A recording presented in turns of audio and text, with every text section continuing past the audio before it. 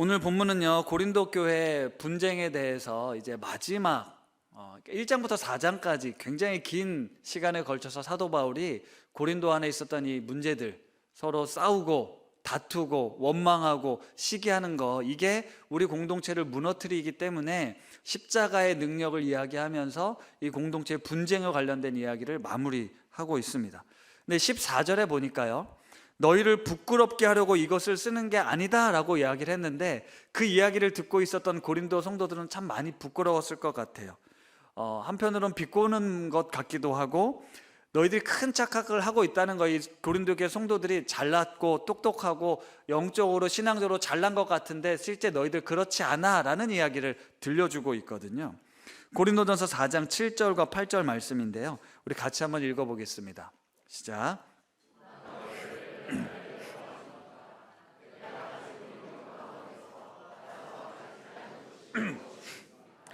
모두가 받은 것이라면 왜 받지 않은 것처럼 자랑합니까?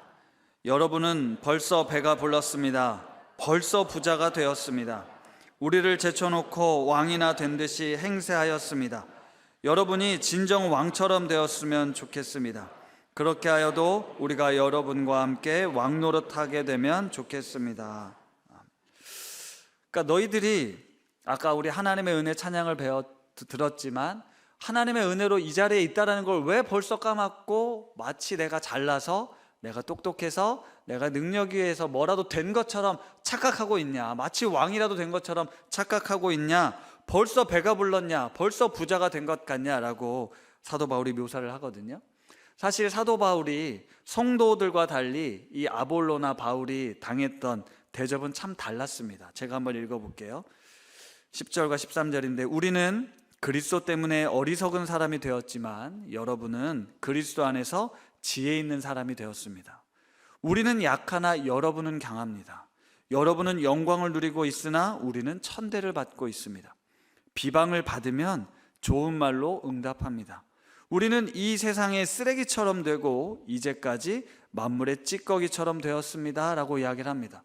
여러분들의 지도자인 우리는 이런 대접을 받고 있고 이런 사람 취급을 받고 있는데, 여러분은 마치 잘난 사람처럼, 지혜 있는 사람처럼, 강한 사람처럼 착각하고 있다라고 이야기를 하고 있는 거예요. 내가 세상의 쓰레기처럼 되고 만물의 찌꺼기처럼 되었다라는 이 사도 바울의 고백을 들어보면, 이게 하나님 앞에서 이 억울한 항변을 하고 있는 게 아니에요. 성도들은 잘 먹고 잘 사는데 우리는 왜 이렇게 힘들게 합니까? 우리는 왜 이렇게 고통스럽습니까? 이런 이야기를 하소연하는 게 아닙니다. 사도 바울이 모든 것이 하나님의 은혜라고 고백하잖아요. 나의 나된 것은 오로지 주의 은혜라고 고백하지 않습니까? 십자가의 은혜와 사랑을 경험했던 사도 바울은 하나님의 지혜와 능력이 어떤 것임을 알았기 때문에, 부활의 능력으로 내가 지금 살고 있다는 것을 알았기 때문에, 나는 어떤 상황에 처하든 어떤 형편에 처하든 나는 일체의 비결을 배웠다라는 고백처럼 나는 그것에 왜 휩쓸리지 않는다, 나는 그것을 자랑하지 않는다라고 이야기를 하고 있는 거예요. 세상적인 기준으로 전혀 성공하지 않은, 남부럽지 않은 삶을 살고 있음에도 불구하고 바울은 전혀 위축되거나 쪼그라들지 않고 오히려 당당하게 너희들이 착각하고 있다, 너희들이 왜 이렇게 교만하냐라고 이야기를 하고 있는 겁니다. 내가 비록 세상의 쓰레기처럼 만물의 찌꺼기처럼 여겨질지라도 나는 그것에 전혀 동요되지 않는다. 왜냐? 이미 내 안에 예수 그리스도로 충만하고 그 은혜가 내게 족하기 때문이다. 나는 예수로 인해 충만하고 행복하고 감사하다. 이게 사도 바울의 고백이거든요. 여러분, 이게 진짜 부활의 능력입니다. 이게 예수 믿는 사람들의 힘이에요. 세상에서 우리가 어떤 대우를 받고 어떤 대접을 받아도 그것에 흔들리지 않고 오히려 당당하게, 내가 그렇게 연약하다, 내가 그렇게 부족하다, 내가 쓰레기처럼 보여도 나는 괜찮다. 왜냐? 내 안에 예수 그리스도가 있고 내 안엔 죽음을 이기지도 못하는 부활의 생명이 있기 때문이다 라는 거죠. 우리가 지난주일 부활주일날 선포했던 이 말씀을 우리 다시 한번 같이 한 목소리로 크게 읽어보도록 하겠습니다. 시작.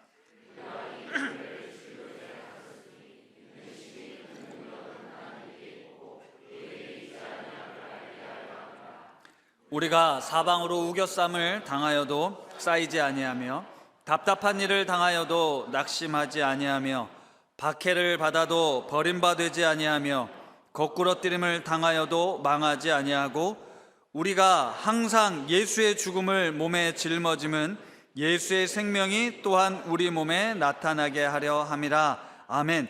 예수의 죽음, 그 수치와 치욕을 내 몸에 짊어짐은 예수의 생명이 우리 몸에 나타날 것을 알았기 때문에 사도 바울이 이렇게 담대하게 살아갈 수 있었다라는 겁니다. 우리 인생이 사면초가에 놓일 때도 있고요, 답답하고 아무도 알아주지 않고 하나님도 침묵하신 것 같은 그때에 우리 안에 계신 예수 그리스도가 그 죽음과 슬픔과 절망을 이겨내서 우리를 다시 살아나게 할 것이라는 이 위대한 고백이었습니다. 바울은 세상적으로 잘난 것, 똑똑한 것, 돈이 많은 것, 걱정 없는 것, 성공하고 높은 지위를 얻는 이 세상적인 것들을 자랑하는 성도들에게, 그러면서 서로 네가 낫니 내가 낫니 서로 비교하고 경쟁하고 있었던 이 그리스도인들에게 그것이 얼마나 잘못된 것인가를 아주 강력하게 지적하고 있는 겁니다. 고린도전서 4장 6절에 사도 바울이 이런 이야기를 하는데요, 우리 같이 한번 읽어볼까요? 형제들아, 내가 너희를 위하여 이 일에 나와 아볼로를 들어서 본을 보였으니 이는 너희로 하여금 기록된 말씀 밖으로 넘어가지 말라 한 것을 우리가 배워서 서로 대적하여 교만한 마음을 가지지 말게 하려 함이라. 아멘. 여기에 보면 나와 아볼로를 들어 본을 보였다라고 이야기하면서 기록된 말씀 밖으로 넘어가지 말라는 거예요. 그러면서 서로 대적하여 교만한 마음을 가지지 말게 하려 함이라는 거예요. 성도들 안에서 서로 대적하며 교만한 마음을 갖지 말아라 라고 이야기를 하고 있는 거예요. 그러면서 자신과 아볼로를 비유했잖아요. 3장에 보면 바울은 심었고 아볼로는 물을 주었으되 오직 자라게 하시는 이는 하나님이시라는 거예요. 우리가 하는 일도 물론 의미가 있지만 하나님께서 자라게 하지 않으시면 아무 소용이 없다라는 거거든요. 그런데 성도들 안에 내가 이렇게 살고 있는 게 마치 내가 잘나서 그런 것처럼 서로 자랑하고 있었던 거예요. 대적하고 있었고 교만했던 겁니다. 우리가 그런 존재가 아니라는 거 내가 이야기하지 않았냐. 그리스도의 일꾼 휘페르테스라는 단어를 써서 우리는 저 밑바닥에 배에 노를 젓는 종이다, 그런 존재다, 우리가 그런 존재라는 걸, 하지만 하나님의 은혜로 이만큼 이런 자리에 있게 하셨다라는 걸 잊지 말아라, 이 얘기를 지금 들려주고 있는 거거든요. 바울은 하나님의 주권적 은혜를 고백했습니다. 은혜로 주신 것을 아는 지혜가 있었기 때문에 고린도 교회 안에서 서로를 비교하고 판단하는 것이 얼마나 어리석은 일인가를 사도 바울은 알았던 것이죠. 마치 내가 능력이 있어서 이것을 누리고 있다라고 착각했던 고린도 교인들에게, 특별히 세상적인 기준뿐만이 아니라 그들은 교회 안에 성도들이지 않았습니까? 그런데 그들에겐 사실 많은 은사가 있었던 것 같아요. 1장에 보면 온갖 언변, 아는 게 많아서 말도 잘했습니다. 지식도 많았습니다. 어떤 은사에도 부족함이 없었더라라고 기록합니다. 그러니까 고린도 교인들은요, 영적으로도 매우 교만했던 거예요.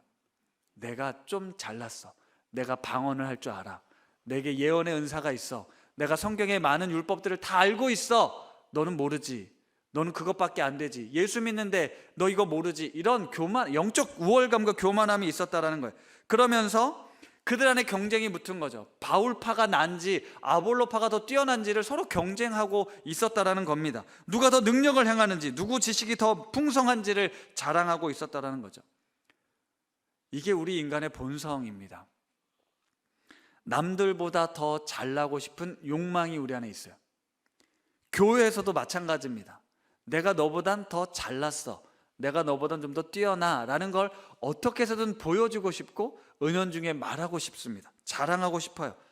내 욕망과 어떤 내 성공을 성취하기 위해서. 그래서 우리는 내가 선택한 지도자, 내가 선택한 교회, 내가 가고 있는 부서가 잘 돼야 됩니다. 성공해야 됩니다. 그것을 통해서 인정도 받아야 되고 칭찬도 받아야 되는 거예요. 그러다 보니 그렇지 않은 사람들, 상대방은 무시해야 되죠. 잘못된 걸 지적해야 되고 나보다 못났다라는 걸 알려줘야 되고, 그런 지도자들을 제거해 버려야 됩니다. 그래야 내가 살 수 있거든요. 왜요? 우리 세상이 그렇잖아요. 내가 돈을 벌려면, 내가 잘 되려면 누군가는 내 밑에 있어야 되는 게 아닙니까? 근데 교회 안에서도 그런 모습이 있다라는 거예요. 사도 바울이 그걸 그리스도 안에서 일만 스승이 있다라고 표현한 것 같아요. 이게 영적인 교만함을 가져오는 거거든요. 예수 믿는 사람들이 우리가 예수를 믿었으니까 어떻게 돼야 돼요? 복을 받아야죠. 성공해야죠. 잘나야죠. 그래야 우리 하나님이 영광 받으신다라고 우리는 끊임없이 가르쳤습니다. 이렇게 행동해야 돼. 이렇게 가르쳐야 돼. 이런 삶을 살아야 돼. 도덕적, 윤리적으로도 마찬가지고 세상적으로도 뛰어나야 되라고 우리는 끊임없이 가르쳤습니다. 그래서 훈련을 했어요. 제자 훈련도 그렇고요. 성경 말씀에 대한 훈련도 그렇고 이 세상에서 어떻게 살아야 되는지 수많은 훈련들을 했습니다. 그렇게 가르쳤어요. 신앙적으로도 성공해야 된다고. 그것이 결국 우리를 교만하게 만들었습니다. 교만함이 누군가를 판단하고 평가하게 만들었다라는 거예요. 바울은 세상적으로 능력이 많은 성공하는 그리스도인들을 양성하고자 교회를 세운 게 아니었습니다.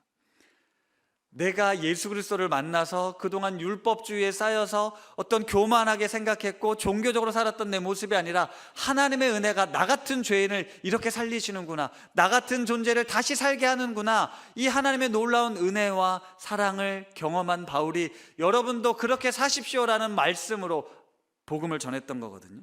바울이 오늘 디모데를 먼저 보냈습니다. 바울이 본인이 가지 못하니까 디모데를 먼저 보내면서 이렇게 이야기를 해요.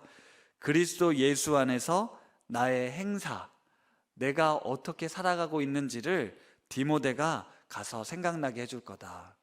내가 지금 어떻게 살고 있는지를 너희들에게 생각나게 해줄 거다라고 이야기를 해요. 죄인 중에 괴수였던 내가 하나님의 은혜로 복음을 받아들이고 지금 어떤 삶을 살고 있습니까? 세상적으로 뛰어나고 성공하고 어떤 위대한 지도자로 살고 있었습니까? 아무것도 가진 게 없고 핍박당하고 죽음이 있지만 내 안에 예수 그리스도로 충만하게 여전히 복음을 증거하고 있는 삶을 살고 있는 사도 바울, 나를 본받으라고 디모데를 보낸 거예요. 십자가의 능력으로 이 세속적 가치가 가득한 세상, 경쟁하고요, 비교하고 계급과 투쟁 사회 속에서 우리 그리스도의 사랑으로 그런 계급과 질서를 넘어 하나님의 나라를 살아내 보자고. 그게 예수 그리스도가 우리를 위해 십자가에 달려 죽으시고 부활하셔서 이 땅에 이루고자 했던 하나님의 나라의 모습이라고. 여러분들, 내가 복음으로 낳지 않았습니까? 내가 복음으로 여러분들 낳은 아비가 아닙니까? 그런데 왜 여전히 세상 사람들과 똑같이 성공하기 위해서 서로를 짓밟고 판단하고 평가하며 싸우고 있습니까? 제발 싸우지 말고 우리 그리스도 안에서 서로의 다양한 면들을 인정하고 하나가 됩시다. 사랑으로 잘 지내봅시다. 네, 이 이야기를 들려주는 거거든요. 사도 바울이 안타까운 마음으로 이렇게 말했습니다. 20절 말씀인데요, 한번 같이 읽겠습니다.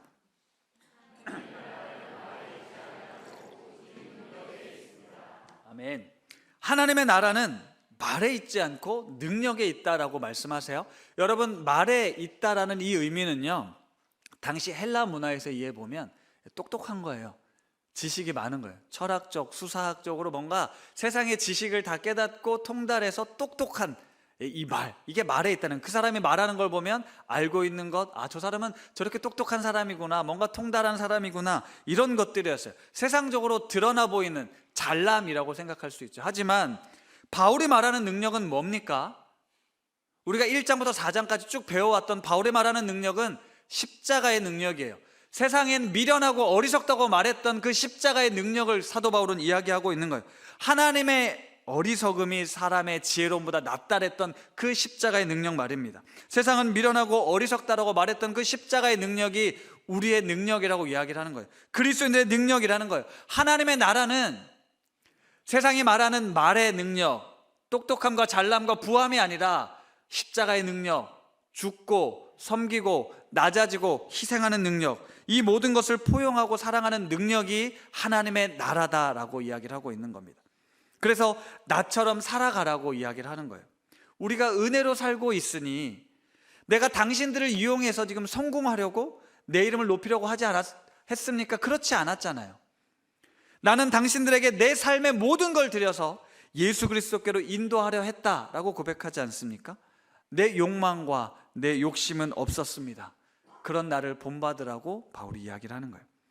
그리스도 안에서 누리는 이 참된 자유와 기쁨, 세상으로부터 받는 스트레스와 그 피곤함과 그 절망감에서 벗어나 그 어떤 상황에도, 그 어떤 형편에도 자족함을 아는 일체의 비결을 배웠던 사도 바울이 자신을 본받으라고 이야기하고 있는 거죠. 2주 전 이제 종려 주일에 우리 틴즈누리 아이들에게 최 목사님께서 쓸모없음의 쓸모라는 제목으로 말씀을 이제 나눠주셨어요. 쓸모없음의 쓸모. 이 단어는 그러니까 몇 주 전에 우리가 같이 목회자들 설교 모임을 좀 하면서 우리 박신혜 목사님이 최근에 어떤 분과 통화를 하다가 쓸모없음의 쓸모에 대한 이야기를 이제 꽂히셔가지고 우리 간증처럼 나눠주셨는데, 여러분, 하나님의 나라는 쓸모없음의 쓸모가 존재하는 곳입니다. 왜냐하면 하나님의 나라는 사랑이기 때문에 그런데요. 헨리 나우엔이라는 잘 아는 분이 있습니다. 이 헨리 나우엔은요 30대 때 대학 교수가 돼요. 예일대 신학부 학생들을 가르칩니다. 그렇게 한 학생들을 한 20년 정도 가르쳤는데 내가 받은 은혜와 사랑의 빚을 갚기 위해서 이제 페루의 빈민가를 찾아갑니다. 빈민가에서 3년을 그들과 함께 살아요. 그러다가 다시 미국으로 와서 이제는 하버드에서 학생들을 가르쳤습니다. 3년을 가르치고 있는데 이 마음속에 기쁨이 없는 거예요. 세상에서 가장 똑똑하고 잘난 사람들을 모아놓고 거기서 교수로 살고 있는 자신의 삶이 이렇게 영 행복하지가 않더랍니다. 진정한 행복이 어디 있는가를 생각하면서 캐나다의 발달 장애인 공동체였던 라르시 데이브레이크라는 곳에 가서 함께 지체 장애인들과 살게 됩니다. 거기서 그는 예수 그리스도의 삶을 따르는 삶을 살게 되는데요, 그렇게 10년을 살다가 65세의 생을 마감합니다. 상처 입은 치유자와 같은 수많은 베스트셀러 작가였던 헨리 나우엔은 마지막 자신의 인생 10년 아무것도 할 수 없는, 어쩌면 세상으로부터 버려지고 쓸모없이 여겨졌던 그들과 함께 지내면서 하나님의 사랑을 경험하고 살 수 있었어요. 그 중에 이 헨리 나우엔이 맡았던 한 청년의 이름은 아담입니다. 아담이라는 청년과 함께 지내면서 책을 썼는데요, 이 아담이라는 청년은 누군가의 도움이 없으면 아무것도 할 수 없는 중증 지체 장애인이었어요. 세상의 눈으로 보면 아무런 쓸모가 없는 존재였지만 헨리 나우엔은 그를 통해서 그에게서 배우고, 나의 인생이 스승이다, 나를 인도해 주는 사람이다, 나로 하나님께 더 가까이 나아갈 수 있는 하나님의 그 사랑의 놀라운 신비를 알게 해주는 청년이다라고 이야기를 합니다. 아담은 겉으로는 세상적으로는 버림받고 어쩌면 상처 입은 하나님의 실패자인 것처럼 보여졌지만 그의 삶은, 그의 생애는 곁에 있는 이들에게 영적인 풍요로움을 전해주었고 하나님의 사랑의 진정한 의미를 깨닫게 해주었습니다. 하나님의 사랑을 경험한 사람이 이 세상에서 어떤 모습으로 살아야 될지 헨리 나우엔은 깨달은 거죠. 우리가 하나님 나라의 공동체를 계속 이야기하고 있을 때 그 모습은 바로 이 사랑으로 쓸모없어 보이는 그 모든 존재들을 수용하며 함께 살아내는, 세상의 질서와 가치와는 전혀 다른 모습으로 살아내는 게 바로 그리스도인 공동체라는 겁니다. 중국의 철학자 장자가 무용지용이라는 말을 했죠. 쓸모없는 것이 있어야 비로소 유용한 것이 기능을 할 수 있다는 거예요. 쓸모없다고 존재하지 말아야 되는 건 아니라는 겁니다. 그런데 우리가 사는 세상은 어떻습니까? 쓸모가 없으면 버려집니다. 쓸모없으면 무시당합니다. 쓸모없으면 인정을 받지 못해요. 그래서 우리는 쓸모 있는 사람이 되려고 무던히도 애를 쓰죠. 쓸모 있는 사람, 누군가로부터 쓸모 있는 존재가 되기 위해서 돈도 벌고요, 공부도 하고요, 이런 것들이 쓸모가 필요하니까요. 이거 틀린 말은 아닙니다. 필요하죠. 우리가 열심히 노력하고 공부하고 돈을 벌고 세상에 유익하기 위해서 살아내야 됩니다. 하지만 하나님의 나라는 성공이 아니라요, 사랑입니다. 진정한 사랑은요, 진정한 하나님의 나라는 쓸모가 없어져도 옆에 있어주는 사랑이 있는 곳이 하나님의 나라예요. 쓸모가 없어도 사랑하는 삶, 돈이 없어도 사랑하고요, 건강하지 않아도 사랑하고 공부를 못해도 사랑하고, 그게 하나님의 나라의 모습이라는 거죠. 지금 바울은 고린도 교회에서 이걸 지적하는 거거든요. 그들이 세상에서 치열하게 살다가 어떤 그 로마 질서 속에서, 헬라 문화 속에서 계급 사회를 살다가 종이나 주인이나 남녀노소 할 것 없이 모두가 그리스도 안에서 하나가 된 은혜를 경험했던 이 공동체 안에 다시 세상의 지혜가 들어온 겁니다. 세상적으로 또 여기서도 같이 구분을 짓고 잘남을 따지고, 네가 집사냐? 나는 장로다. 너 예수 믿고 그렇게 사냐? 왜 술 마시냐? 왜 그렇게밖에 못 사냐라고 지적하고, 우리가 끊임없이 여기서 비교하고 판단하고 있다는 거예요. 그것이 얼마나 어리석은가. 너희들이 똑똑하고 잘난 것 같지만 내 기준으로는 얼마나 한없이 작고 부족한가를 하나님은 말씀하시는 거거든요. 1장 고린도서 1장 27절부터 29절입니다. 한번 같이 읽어보겠습니다. 시작. 지혜 있는 자들을 부끄럽게 하려 하시고 세상의 약한 것들을 택하사 강한 것들을 부끄럽게 하려 하시며, 하나님께서 세상의 천한 것들과 멸시받는 것들과 없는 것들을 택하사 있는 것들을 패하려 하시나니, 이는 아무 육체도 하나님 앞에서 자랑하지 못하게 하려 하심이라. 아멘. 아무 육체도 하나님 앞에서 자랑할 수 없다라고 분명하게 선언하고 있는 거예요. 그런데 어땠다고요? 자신을 자랑하는 거예요. 내 육체를 자랑하는 겁니다. 내 실력을, 내 외모를, 내 영적인 어떤 신학적 지식을 자랑하는 거예요. 그래서 사도 바울이 뭐라고 얘기를 하냐면 3장에 보면 하나님의 거룩한 성전이 무너지고 있다라고 이야기를 하는 거예요. 하나님께서 계신 이 거룩한 성전에 세속적 가치와 욕심으로, 욕망으로 더럽혀지고 있다라고 이야기를 하는 겁니다. 작금의 한국 교회가 그래서 무너지고 있는 거죠. 우리 성도들, 이 목회자들의 모습이 이와 같습니다. 내 욕망을, 내 성공을 위해 신앙이라는 이름으로 포장해서 세속적 성공이 마치 하나님께 영광이 되는 것처럼, 하나님 내가 잘 돼야 됩니다. 내가 예수 믿는 이유가 성공해야 됩니다. 그래야 내가 하나님 앞에 영광 돌릴 수 있습니다라고 이야기를 한다는 거예요. 그렇게 착각하게 만들고 있다는 거죠. 한국 교회가 그렇게 가르쳐 왔다는 겁니다. 그래서 쓸모없는 이들은 관심을 두지 않습니다. 가난한 이들은 관심을 두지 않습니다. 소외된 자, 병든 자, 연약한 자들을 외면합니다. 왜냐하면 그들은 우리 공동체를 성장시키는데 쓸모가 없기 때문에, 도움이 되지 않기 때문에 그렇습니다. 교회가 성장하고 성공하기 위해서, 이름을 높이기 위해서 더 뛰어나고 실력 있고 능력 있는 사람들이 모여서 무언가를 만들어내고 우리 교회를 성장시킴으로 하나님께 영광 돌린다. 그로 인해서 쓸모없는 존재들이, 소외당한 이들이, 연약한 자들이, 믿음 없는 자들이, 가난한 자들이 버려지고 있다, 외면당하고 있다라는 게 우리의 모습이라는 거죠.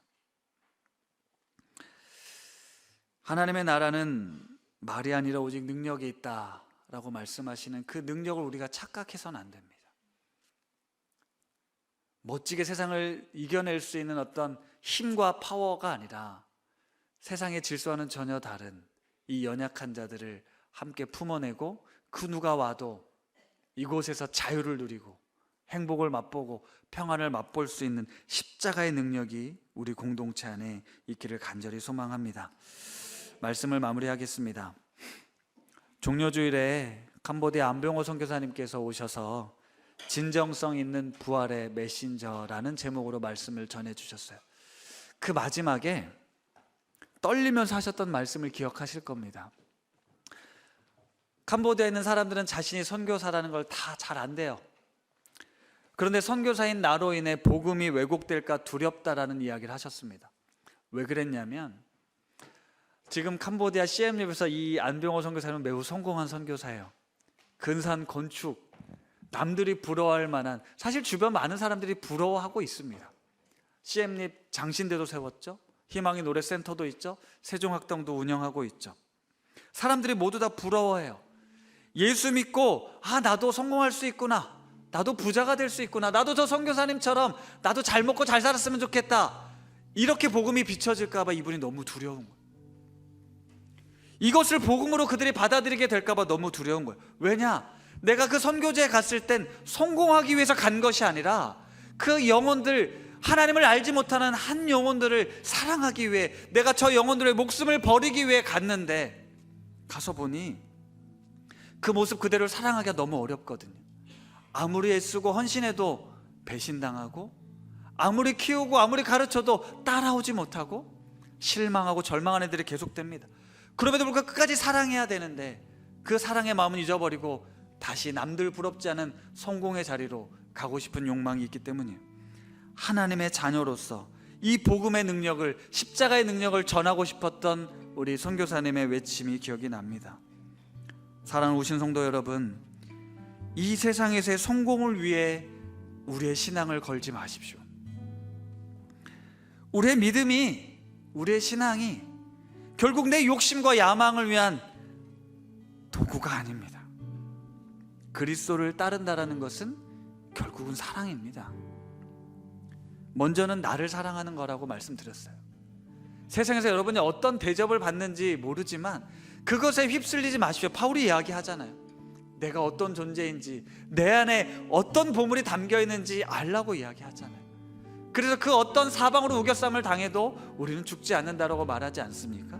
그런 내 존재를 사랑하십시오. 그리고 당신 옆에 있는 그 가족들과 이웃들을 사랑하십시오.